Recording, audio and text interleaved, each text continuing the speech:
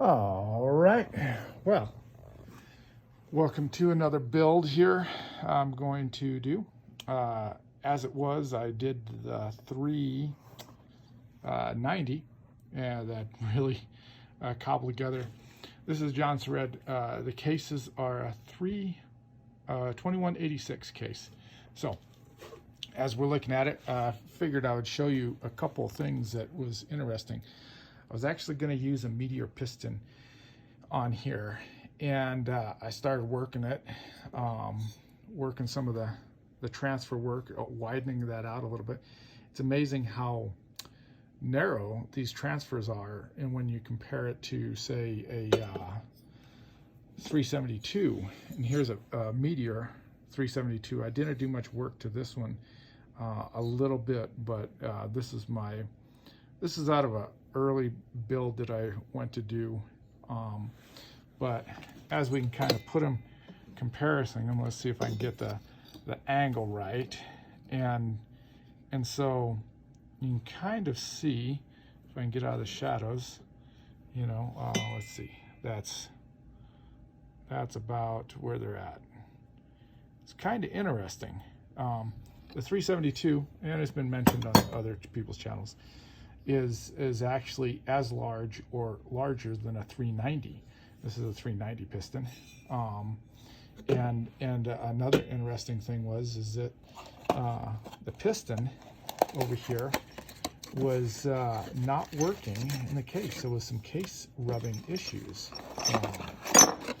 And what I found is the skirt down here is a lot wider. Even say like here's an old 390 piston. Okay, so if we take this and we look at it and we compare them, you can kind of, I'll get this correct one of these times.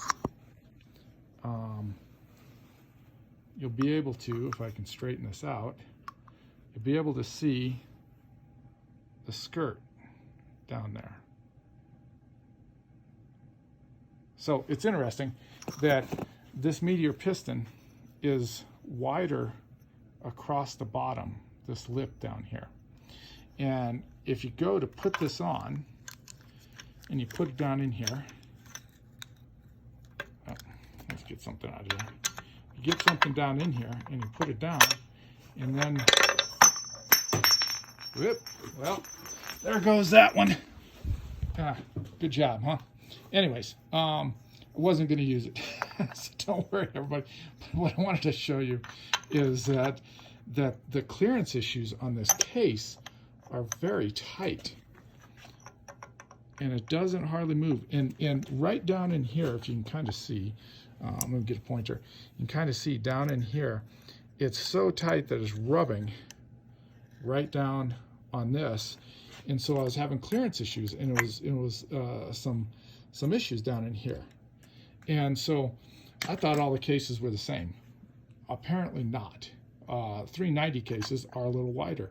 I have actually another set of cases that are old, busted up, that were actually the 2188 case. And sure as heck, down in here, this lip, right down in here, this lip is a little thicker on this case.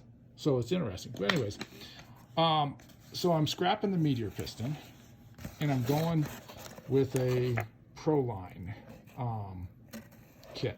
We'll see what these guys over at Sawzilla Parts, how their pistons are gonna, cylinders and pistons are gonna hold up. Here's that one. It's a decent looking piston. I'll probably try to attempt my first hardening, but as you can kind of see, there's more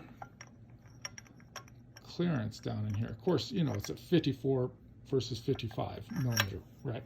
So anyways, thought it'd be interesting saying that. And here's the cylinder. Before I'm going to actually do anything, if we can kind of compare, the transfers actually starting out are comparably what I would say, I mean, I ground on the one here, this Meteor, but this one over here, comparatively speaking, is larger. Now here's an old stock cylinder, right? This one's no good. So if I put them up there, you can kind of see some of the comparisons here. And so, yes, it's kind of interesting. And then of course, if we're looking at it, right down in here is also where I'm going to take out, widen up, push it down into there, cut this skirt off here, and then narrow, of course, this bridge up in here, and then taper it. This is rather thin right off in here. I don't have to do any thinning there, so that's going to be good. So, and I don't think, case-wise, it's all matched up on this end and this end. The exhaust side is where I put the gasket up and marked it, and so it'll flow into the cases better. So that's all. I'm going to actually look at that. The numbers are quite interesting across both of these. The differences of the Meteor numbers and stock numbers, by the way. Even the old stock cylinder, I wrote it on top here, without a gasket, you know, you got 18 thousandths, no base gasket. You got the exhaust set at 95, transfers at 122, intake was 79. Nice numbers, right? So it was very similar to this one, this Meteor.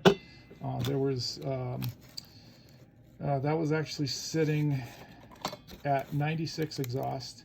The Squish, well, let's back up. The Squish turned out at 25 thousandths without a gasket, which would have been nice.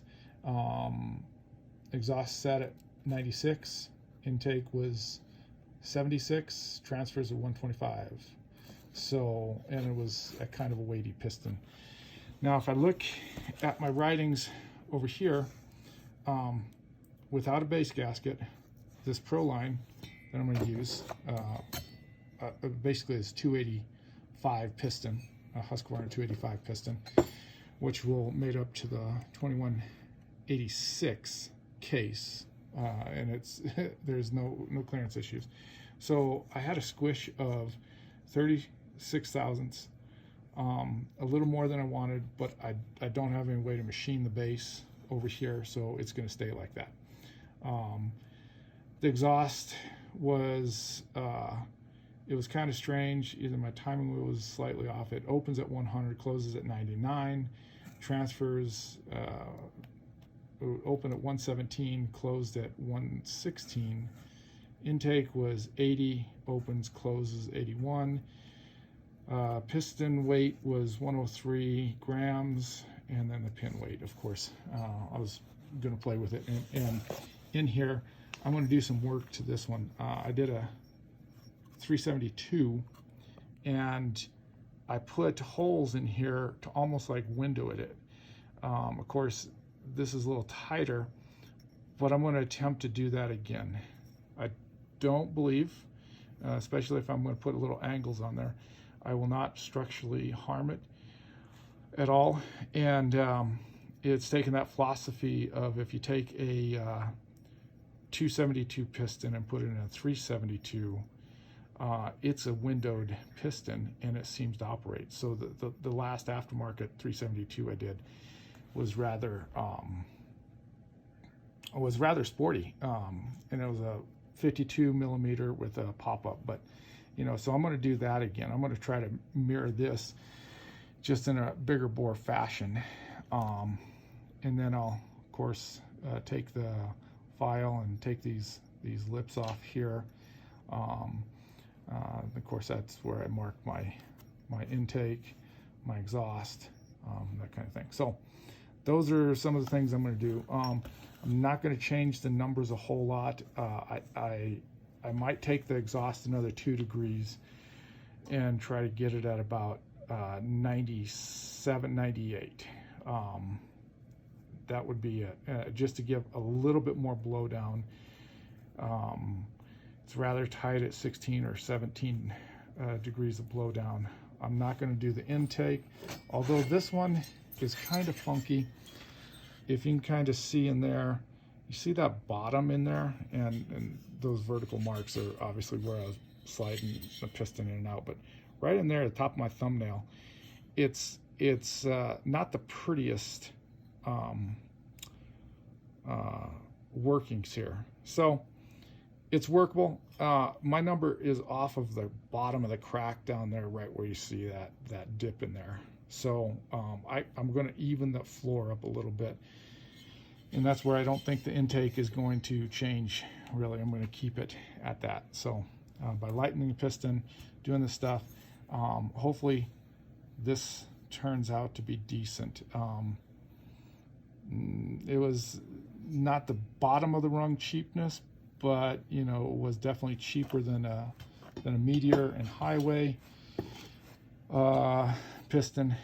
Weight wise, this thing is weighty. The heaviness, so the metal that's in here is quite heavy. It's 747 grams, which is quite weighty. This one is 704 grams on weight wise. So quite a bit of difference. You can kind of feel them, notice it. So the fins are thicker on this one than they are on this one. You can kind of see some of those. So the interestingness of what I'm coming along with this build, and we'll see how this turns out. So hopefully it turns out rather good. So next time I'll get you a look of some of my final grinding piston work and cylinder work, and like I said, we'll see how that goes on that. So enjoy, and until next time, thank you for watching.